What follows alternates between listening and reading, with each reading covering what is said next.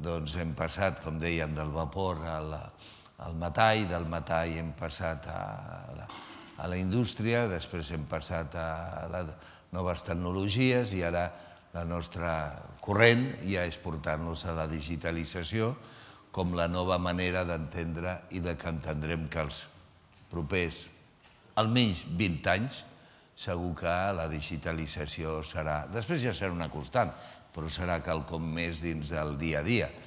El destí de la producció industrial de Catalunya ha anat variant amb els últims anys. Catalunya, en si mateixa, absorbeix una mica menys del 30% de la seva producció. La resta s'envia al resta d'Espanya i a l'exterior.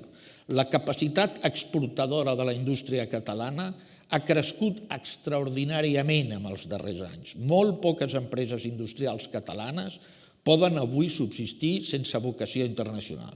Una indústria moderna, competitiva, forta en investigació, exportadora, necessitarà la implantació progressiva de la revolució que significa la indústria 4.0.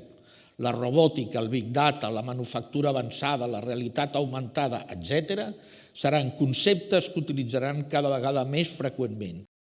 El que diferencia aquesta, diguem-ne, revolució de les anteriors és la velocitat.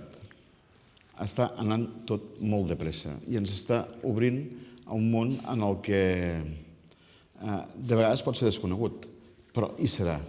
I com que hi serà, doncs nosaltres també hi hem de voler ser, perquè és veritat, Catalunya ha estat un país industrial, és un país industrial i hem d'aconseguir que continuï sent un país industrial, perquè aquesta és la principal font de creació de riquesa econòmica. El repte més important és el de la formació. És el de la formació i l'adaptació dels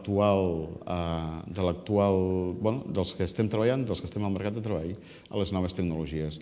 Quan es va fer una enquesta als directius de les empreses nord-americanes i alemanyes sobre quin era el seu principal repte, aquest, l'adaptació de les habilitats dels seus treballadors i la formació.